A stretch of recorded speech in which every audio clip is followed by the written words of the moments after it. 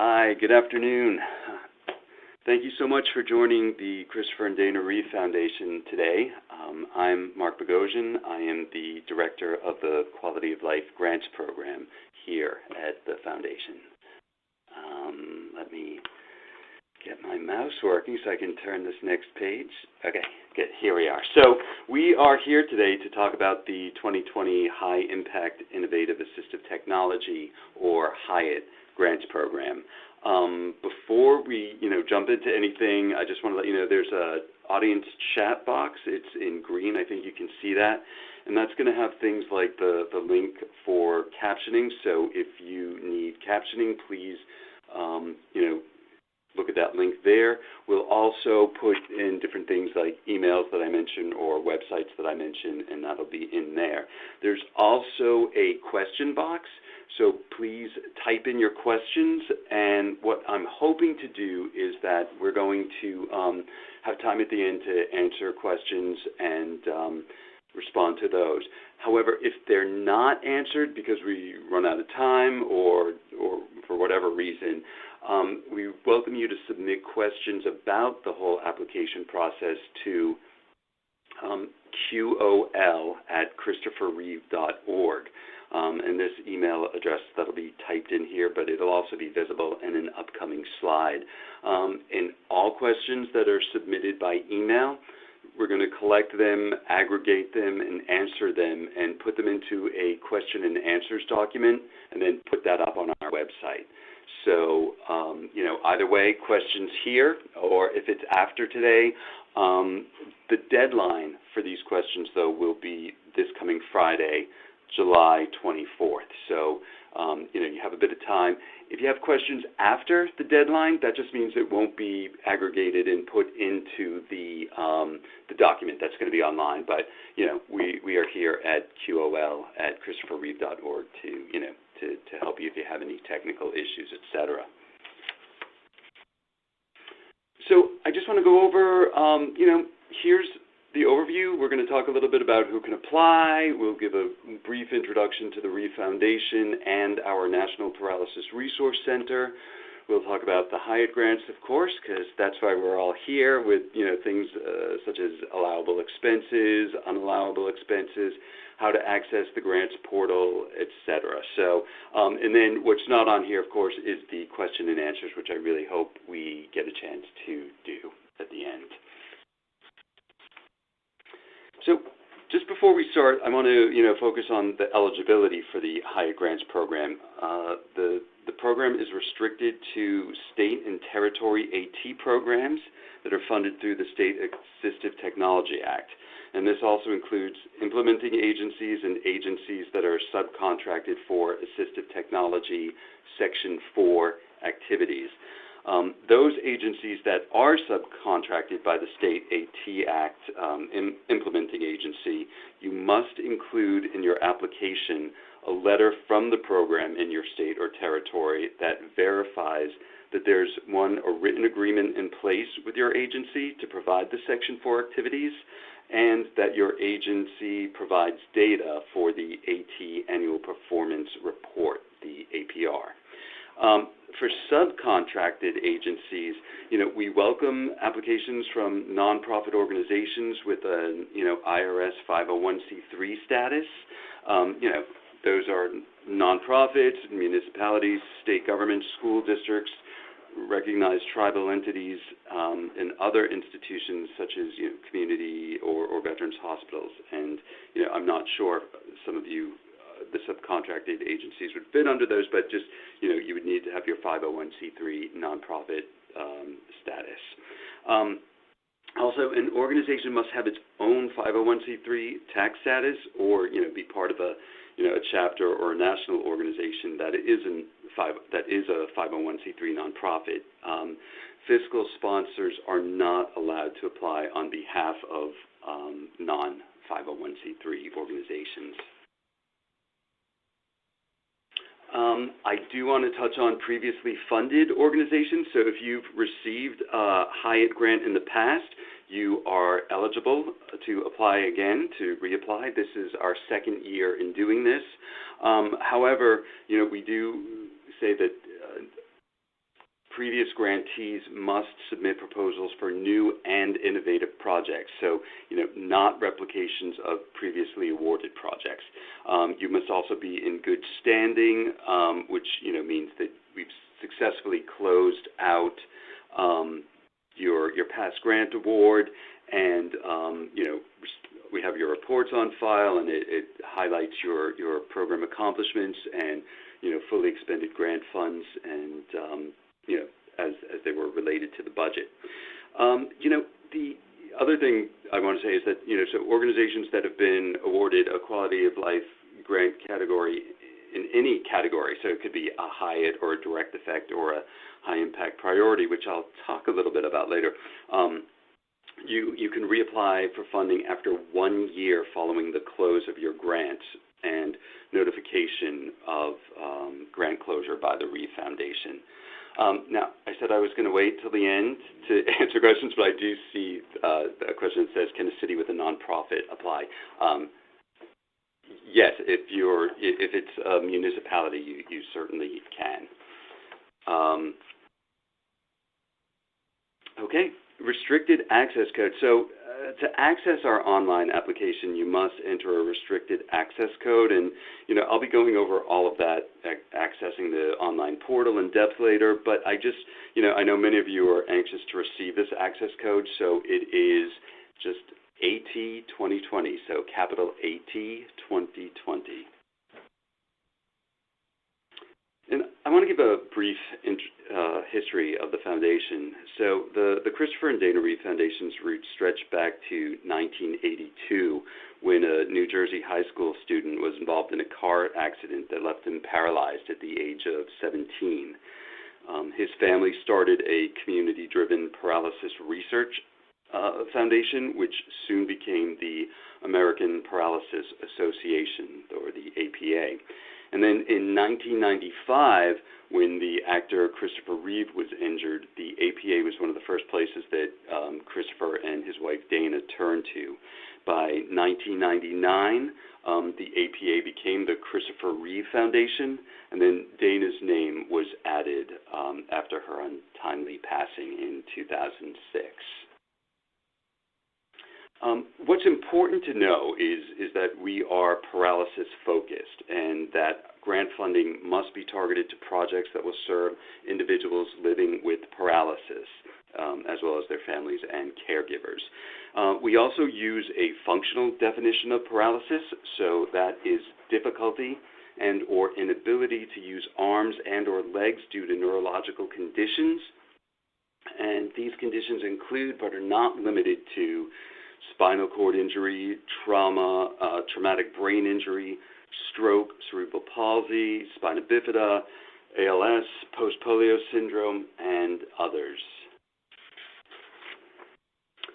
The Christopher and Dana Reeve National Paralysis Resource Center has been federally funded since 2014 through a cooperative agreement with the Administration for Community Living, ACL, and the National PRC provides deeply needed information, programs, and individualized support and assistance to the over 5.3 million Americans that are living with paralysis. Just a quick snapshot of everything that we offer, because I just feel that these are so important to you and the people that you serve. So the foundation of the National PRC is our information specialists, and they have provided one-on-one assistance to over 100,000 families in 170 languages. You can connect with them by phone. They will take your calls. You can connect with them by email. They will respond to your email. We also have a military and veterans program, which supports the unique needs of our servicemen and women. We have a peer and family support program with over 440 certified peer mentors who have provided support to over 12,000 people. We have a virtual community of over 3 million users who visit our website and Twitter, Facebook, Instagram. We also have a YouTube channel. So we have a lot of social media outlets, and we are here to really connect with you in all of those different ways. There's also Reeve Connect, which is a private forum for our community, and I invite all of you to sign up and add your voice and share your expertise. And please go to our website at www.christopherreeve.org to learn more about everything that the National Paralysis Resource Center offers, but also to become involved. If you want to join Reeve Connect or reach out to one of our information specialists, please do so there. So then there's also the quality of life grants, which is which the HIIAT grants are a part of, and they are also funded through our cooperative agreement with ACL. And I wanted to just add that at the end of last month, we funded just over $30 million to over 3,200 programs, and that's since the program's inception since 1999. And then just lastly, the National PRC provides free health-related resources and materials. All of these resources are free, including our flagship publication, the Paralysis Resource Guide. We have wallet cards on sepsis, deep vein thrombosis, and other secondary conditions. There are publications on things such as, bladder management, bowel management, pressure injuries, or advocating for children who are living with paralysis. In addition, there's state fact sheets and many other resources, and we really do invite you to reach out to us for any of these materials, either for your own organizations. We're more than happy to ship a couple of boxes out to you, or as well as to those people that you serve. So we just want to make sure that people have the information that they need in any way that we can be helpful. We really want to be able to do that. So the Quality of Life Grants Program was created by the late Dana Reed, and I mentioned that we just hit the 30 million mark just at this past month. HIIAT applicants and past grantees are also, and I do hope you'll all take advantage of this too, is you're also encouraged to apply for other Quality of Life Grants programs.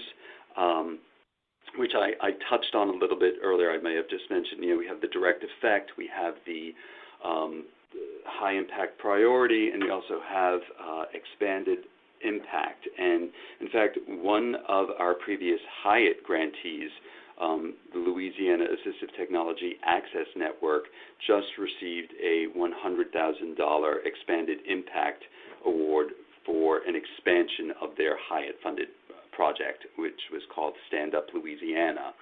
So please, again, go to our website, www.christopherreeve.org, for more information on those various grant programs. So for the HIIAT program, which is what we'll be spending all of the rest of our time talking about, it was launched in 2015 in partnership with ACL.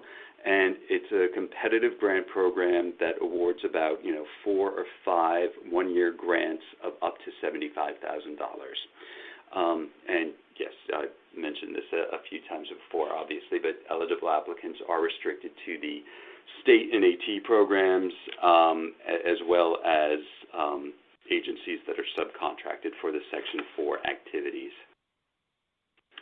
To date, we've made 23 grants totaling $1.7 million in the states that are shown on the slide here, and we're looking forward to include some new states and territories in this current round, as well as hopefully, welcoming back some old friends with new and innovative projects. So we just opened the application last week. Today is our assistive, technical assistance webinar. The application deadline is September 15th. September 15th at 11:59 p.m. That's when the system automatically turns off, and you will not be able to submit after that. We then do a really intense application review with external reviewers, and that takes about a month. We then also will announce the decisions at the beginning of November, and the grant period will be the one-year period from December 1st through November 30th. And I see somebody just asked a question. Yes, so to clarify, the deadline for questions, like questions that you might have for us that you're not going to be typing into the question box, is Friday, July 24th, but the application submission deadline is September 15th. Next. So our HIIAT grants are focused on helping the state program to expand their reach by funding projects that impact people living with paralysis. So the program has been designed to encourage and foster collaboration, and in some ways, collaboration is really the important word here. And that would be collaboration among existing agencies, nonprofits, and networks that serve people living with paralysis through innovative assistive technology projects. Awarded grant funds support these projects, programs, and services that, one, target a well-defined underserved population, and two, that through the AT devices or services increase access to those services, thereby increasing both independence or inclusion of people living with paralysis.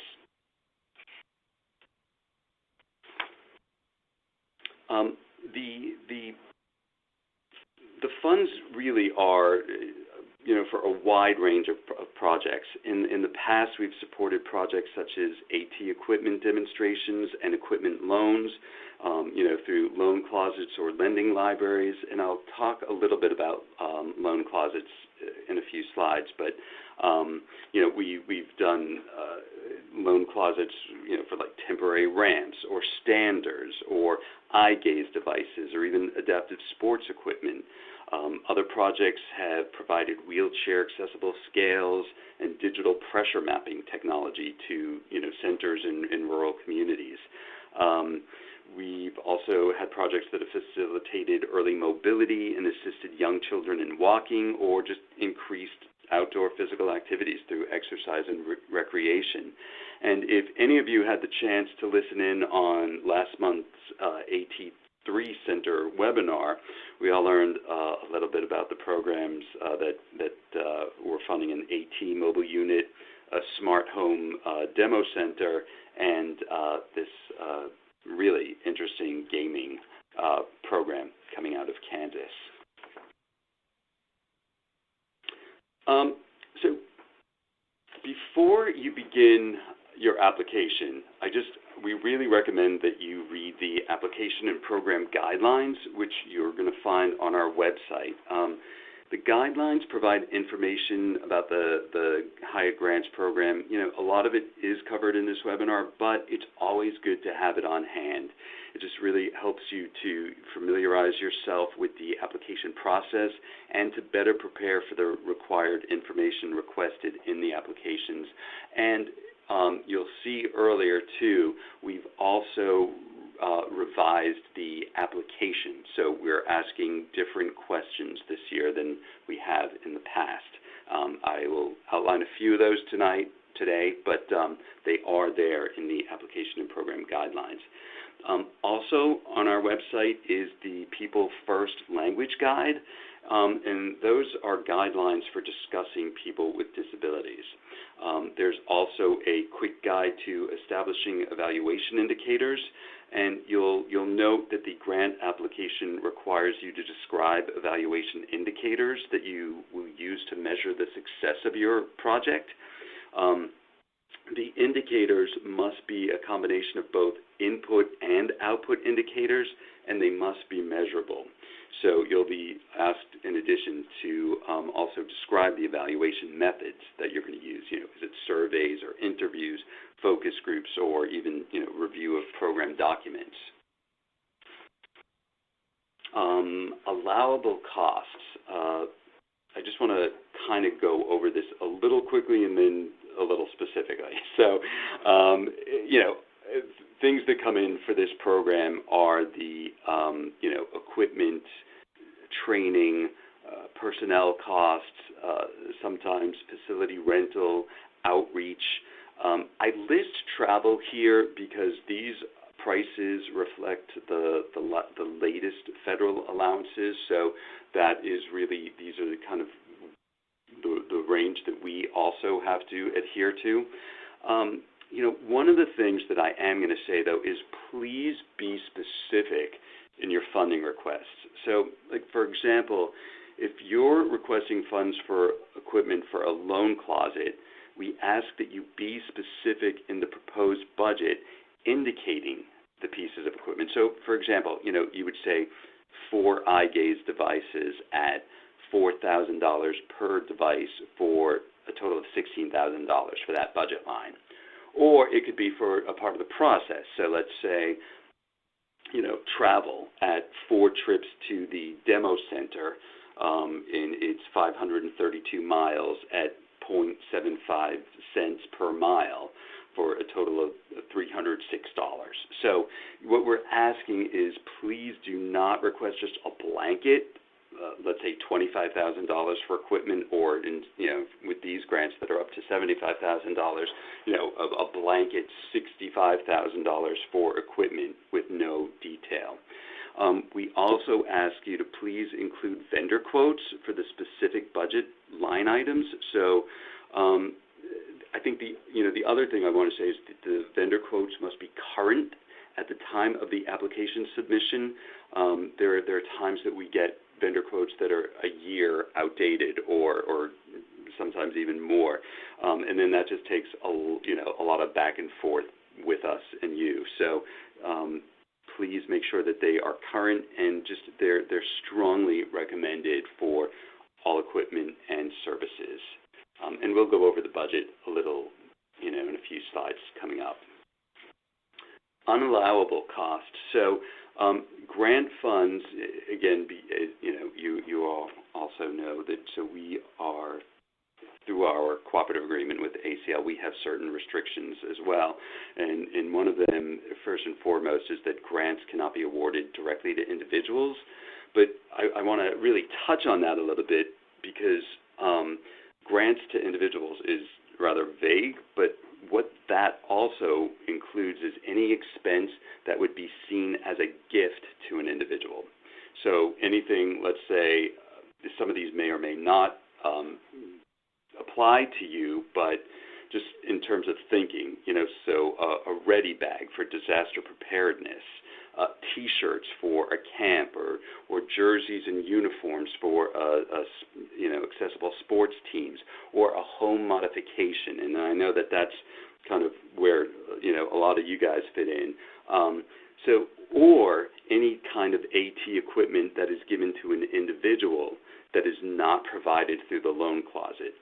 So otherwise, that equipment is really considered, anything that would be given to an individual to keep, that would be considered a gift to an individual.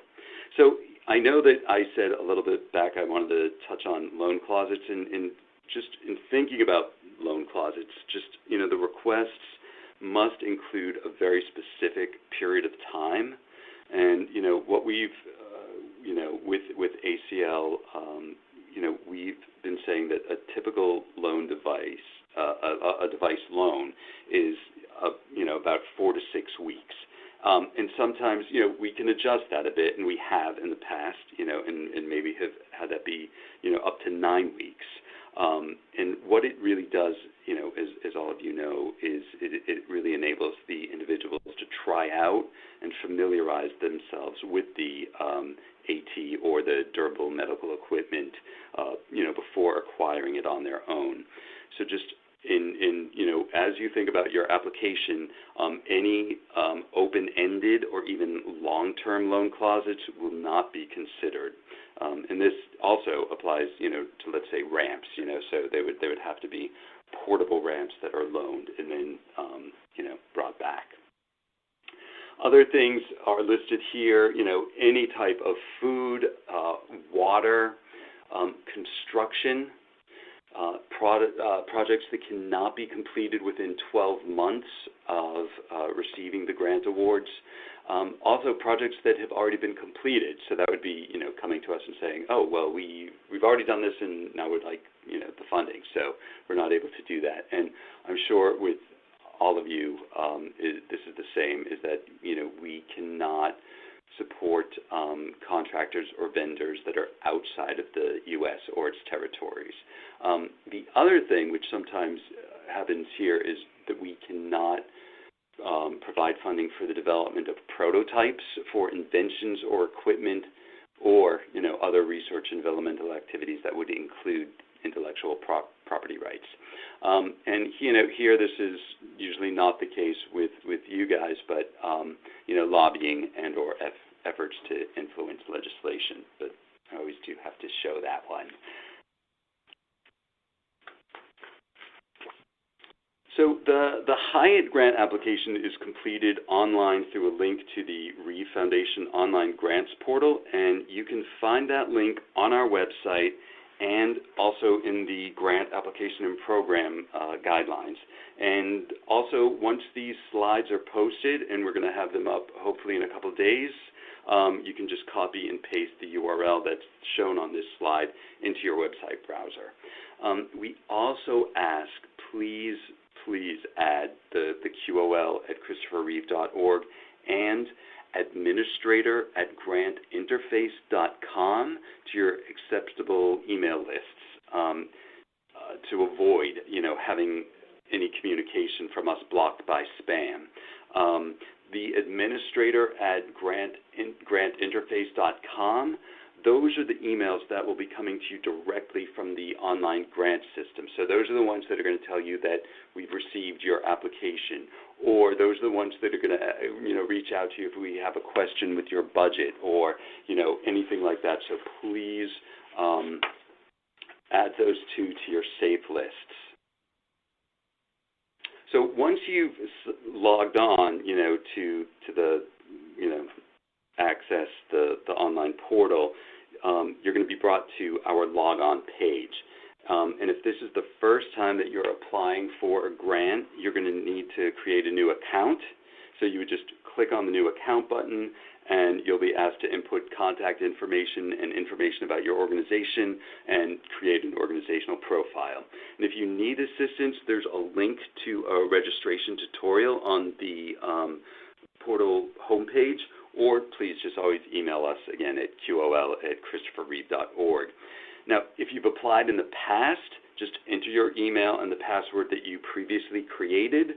If you forgot your password, click on the Forgot Password link, and an email will be sent to you with your password. And if you don't remember or have access to the email account related to the organization, just contact us. We'll help you get everything settled out, because it's just really important that you enter an email address and password that's already connected with the organization's account. And we ask that you please not create a duplicate organizational profile, as well as, and the reason being is because the application history and all of that is connected to the profile. So it has all the past requests, all the past interactions, and so all of that information would be lost.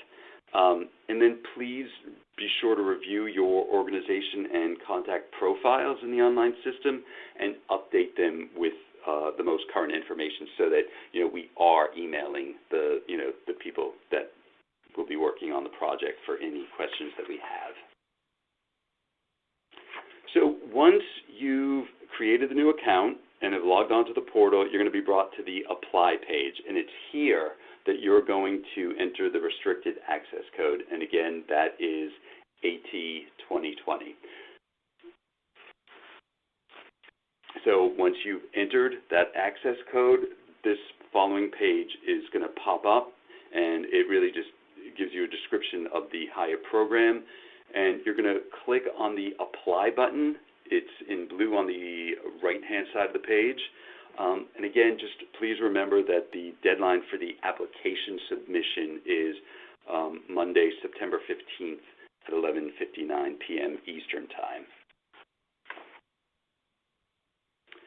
So once you click on that blue button, you're going to be brought here to the application itself. Now, you can print out the application questions in advance. The application questions are also, as I've mentioned, in the guidelines that are on our website. You can print these out, though, by clicking on the question list button, which is in the upper right-hand corner. A Word document will be downloaded, and these, as I said, they're also in our grant application and program guidelines. A list of the application questions. It includes paragraph counts for limits for text fields, and I know that I do, and a lot of folks that I've spoken with, they really find it helpful to create a draft application in Word, and then you can just cut and paste your answers into the text field in the online application. It really does make it a lot easier. Also, you'll see here the application is broken down into these sections, which is information about the organization, information about the proposed project. We ask about collaboration, sustainability, and then budget information.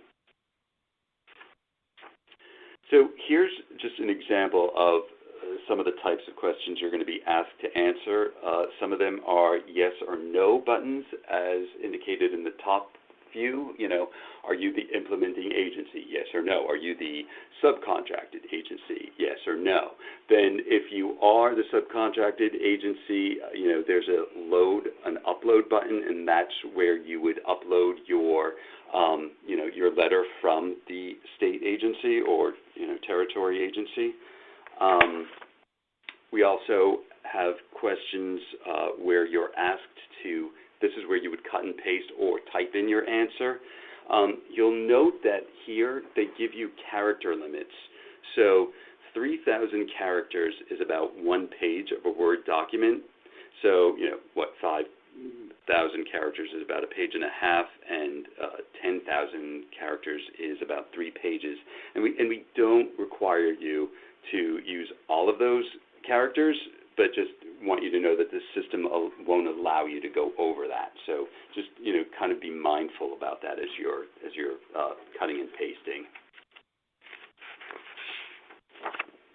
So we have revised our project budget line template, and what you're going to do is just you type in each budget line, and you type in the total cost of the line and what the requested amount is, which sometimes could be different. Let's say you're asking for a piece of equipment that, I'm making this up right now, but costs $50,000, but you're only asking us to cover $25,000 of it. So that's where that line, would go.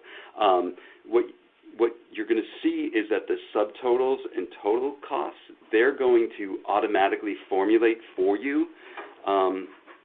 So you don't have to do that. You just put in your costs, and the totals and subtotals will formulate.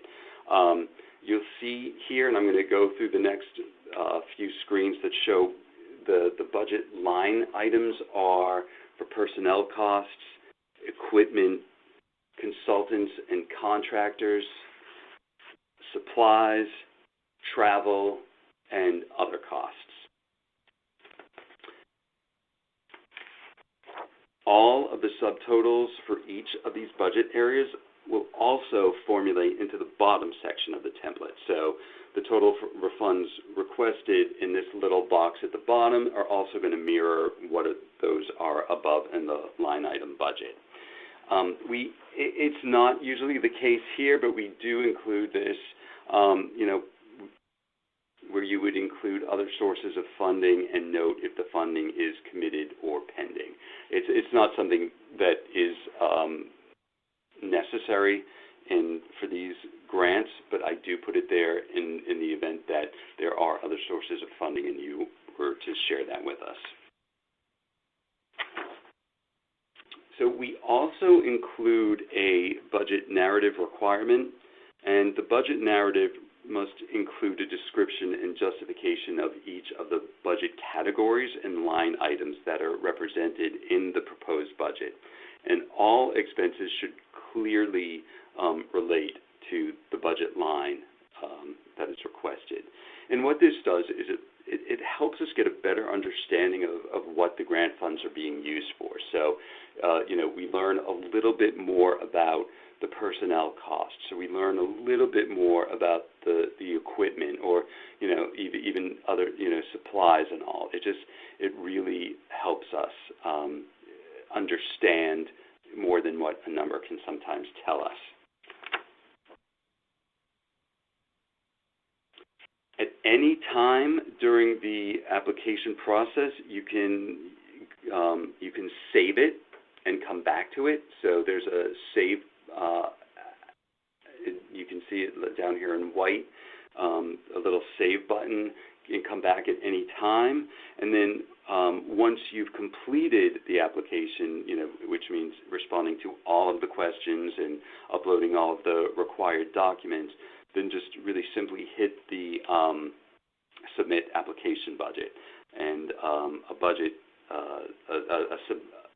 submission confirmation page, like the little picture you see down there, that will appear.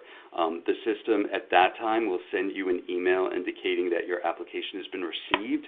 So again, please be sure that your email address has been entered correctly.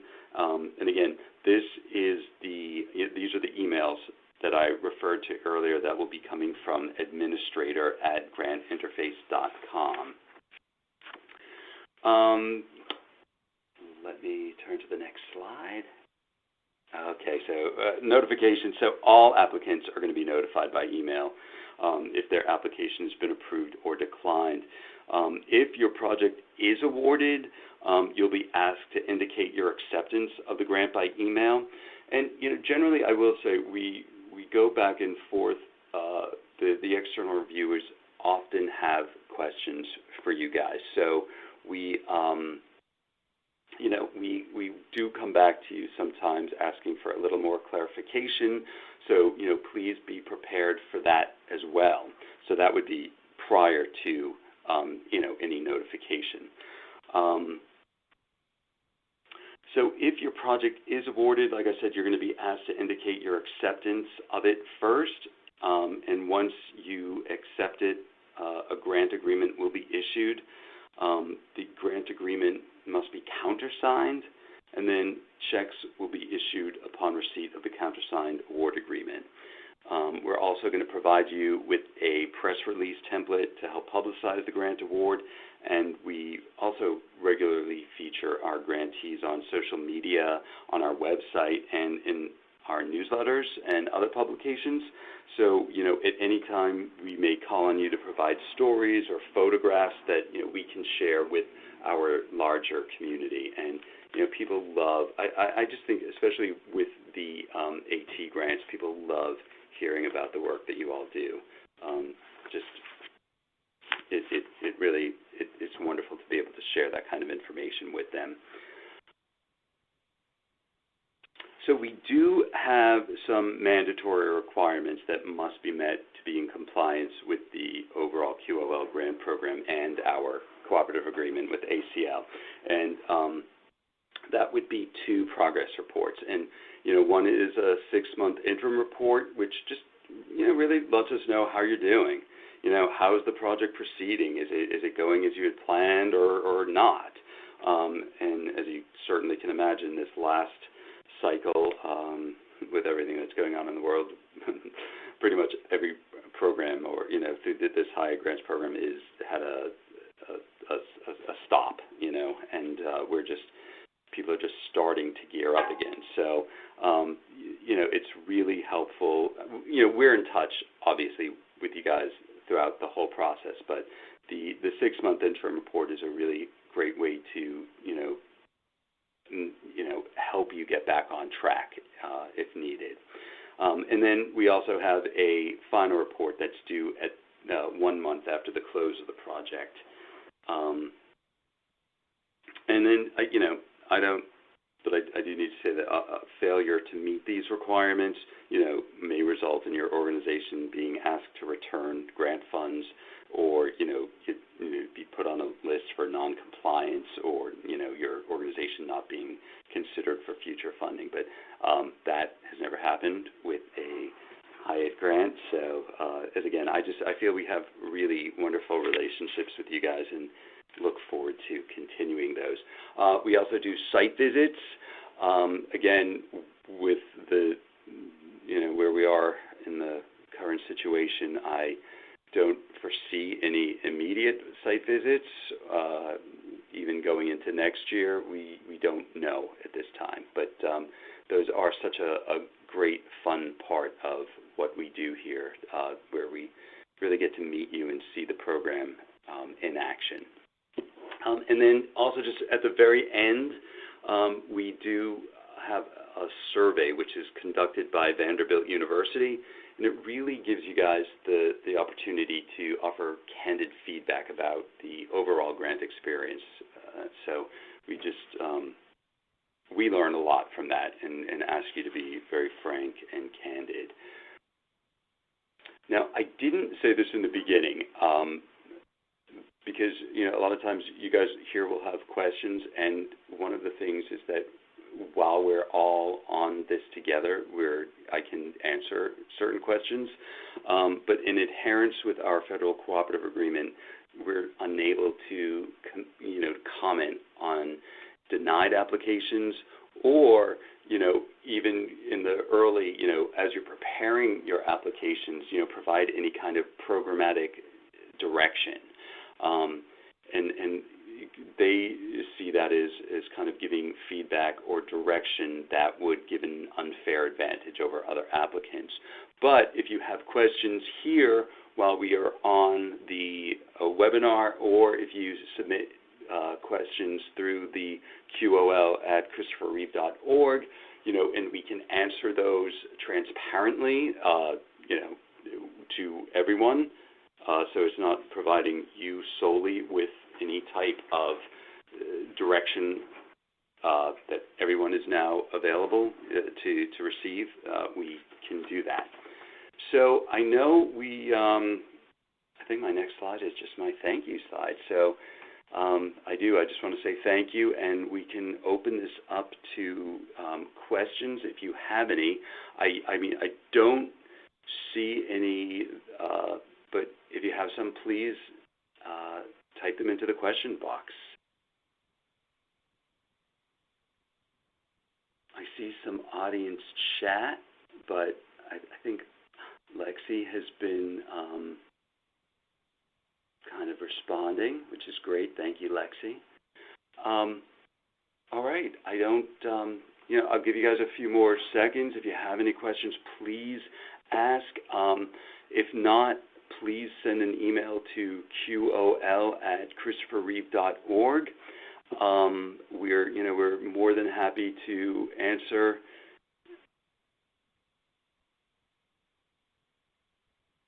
Oh, okay. Okay, so so at the conference that I was at earlier this year, January, what appealed to us about the grants that we awarded last year? So that's really interesting. And like I said, we have a panel of external reviewers, not only for the HIIAT grants, but for other grant programs. With the other grant programs, they it may be doctors, people in the medical field, folks that, are familiar with various, other pieces of those programs. For this, our external reviewers are in the field of assistive technology, but also have been working in the field of, paralysis-related organizations, or are living with paralysis themselves and are working in those organizations. So, what appealed to them last year, and, I think I did not say this, but, unfortunately, though I may be the director of the program, I'm not able to make the award myself, which, I guess is a very good thing in some ways, but, I do get to sit in on those meetings, and the group that was awarded last year. So I'm gonna go to two, and they may not have been specifically awarded last year, but I'm going to also try to pull up my files. But you know, the demo center in North Dakota Assistive, that really spoke to the reviewers because it provided access in many ways to folks living with paralysis that could not even access the center. So, you know, they set up the center, and if you've had a chance, they presented last month on what they did.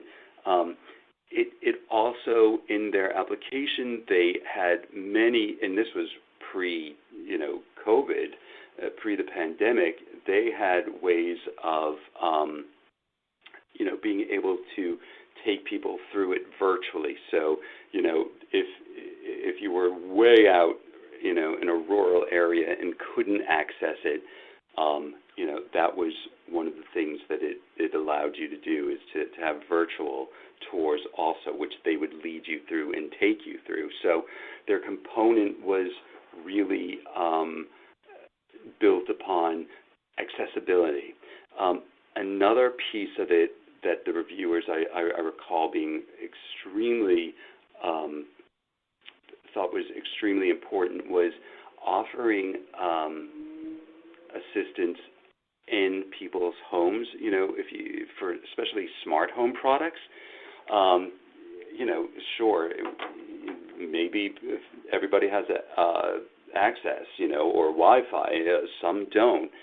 I struggle sometimes with setting things up. So, bringing somebody in to actually show them how things work, was another part that they really thought was innovative, or if not innovative, let's say just really provided access and made sure that all of the folks that were not able to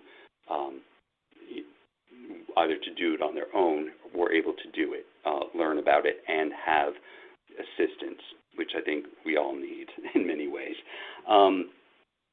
Thinking about what the folks in Kansas who are doing the gaming, I think one of the things that spoke to the external reviewers about the gaming grant was that, and here we are once again. Look at us in this pandemic where folks are isolated, and they were thinking well ahead of how do we use gaming as a way of even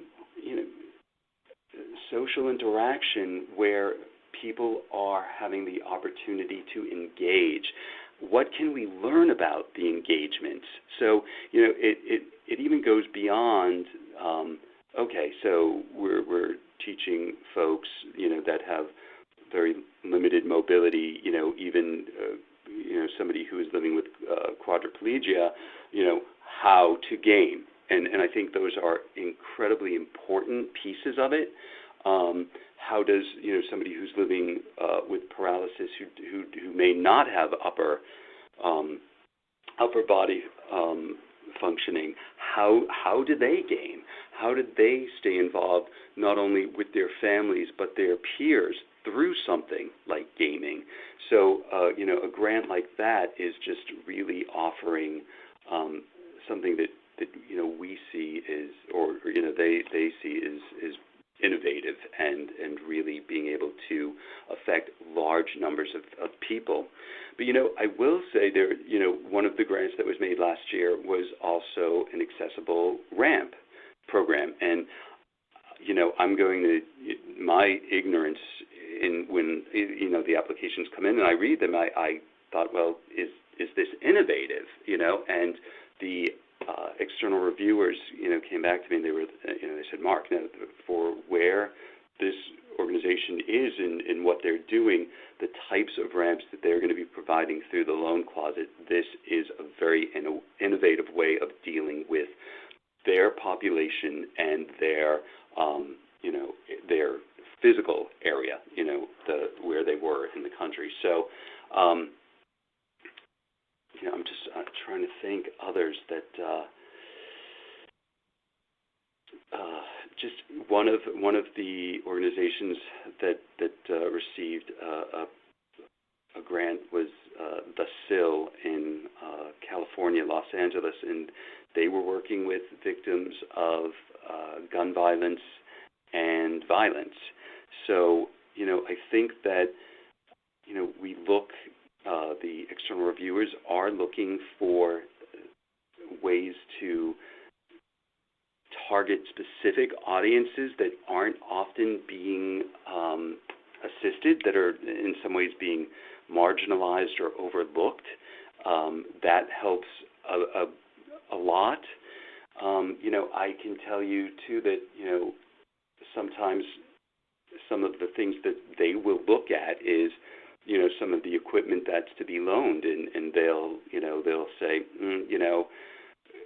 from their knowledge as experts in the field, this isn't particularly a piece of equipment that we think is going to help in many ways. So in those cases, what we often will do is go back to the applicant and say, our external reviewers have some questions about the equipment or about pieces of the project, and that we really try to open a dialogue so that we can also learn a little bit more about what's happening, or what the project really is to offer. I'd like to go on a little bit more about that, but I do see a couple more questions. So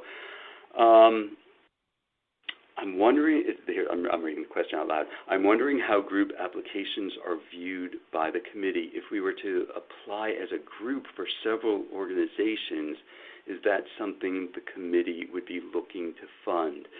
So is that,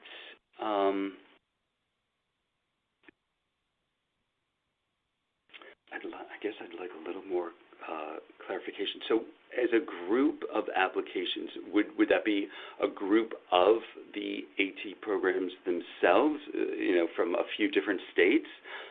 That would be really interesting, wouldn't it? Or, would it be a group of subcontracted agencies? That's a potential. The one thing that would have to happen, though, is that the funds would be, go to one organization as the main organization. But what, you could work contracting in some ways, but it couldn't be seen as pass-through, from your organization to another. There would have to be one organization in place, and it would have to be the the state or territory organization, or the other organization, just that is really the main focus.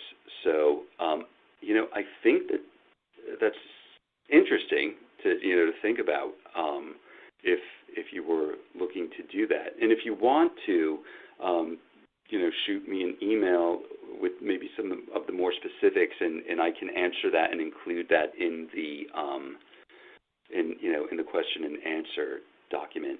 And is there a place to see or access all of the information on the previously awarded projects? For a long time, we've been trying to. All of our other grants are up on the web pages, and I don't know if many of you know that I've been now with the foundation for about a year and a half, and one thing that we have done is we've been collecting data on all of the organizations even after their grant programs have finished, and so I do have a document that I've been updating, making sure that we also know how programs are being sustained and what they're doing, and that does need to be added to our website. So I apologize that that's not up there. We have been working on that for a little while. If you look at our other on our website, you'll see. Oh, okay, Amy, I just saw. Interesting. Okay, Amy from the AT Center is saying that they have a Word document up with the past awardees as well as the June archive. Okay, great, thank you. And I apologize for not even knowing if that might be one of the the documents that I also have shared with them or share with ACL, and that's something that we really have to get up on our website, and I will make sure that we do so immediately. Let me just take a look. Okay, oh great, yes, several AT programs, organizations, but within one state. Yeah, I mean, I think that would be really interesting to see, and I think that the reviewers would feel the same. One of the things that we say that we really like to see is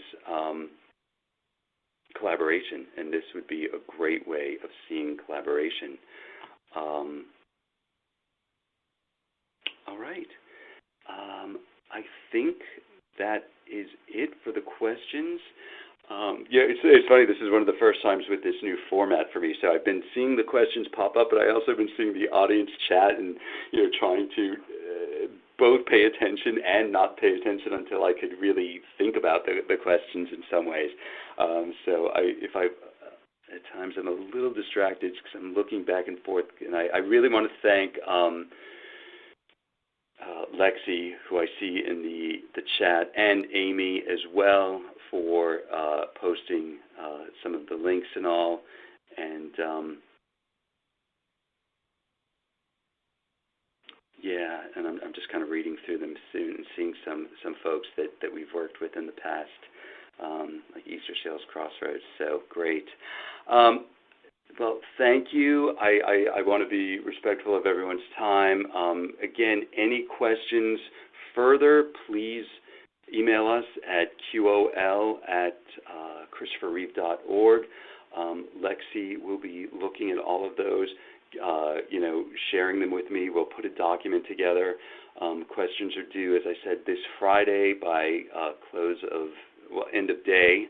And, we'll get a document out to you guys and post it on the website. But I will also post that document that I've been sharing that does have access to all of the programs that have been funded. It won't be in the way that our other, grants are posted, but at least you'll be able to see them. So again, thank you all. I really look forward to receiving your applications. I love reading them. And then, as I said, I wish that I were the one who made these grants. But I do love sitting in on the meetings and listening to, how everything kind of gets hashed out and how they're looked at, and I think that the work you all are doing is so important, and I probably shouldn't say this, but the assistive technology grants program is really one of my favorite. I love the work that you do, and am really happy to just to be a part of it and to support you in your project. So again, thank you, and thank you for spending the hour with me, and we look forward to both your questions and applications. So, thank you.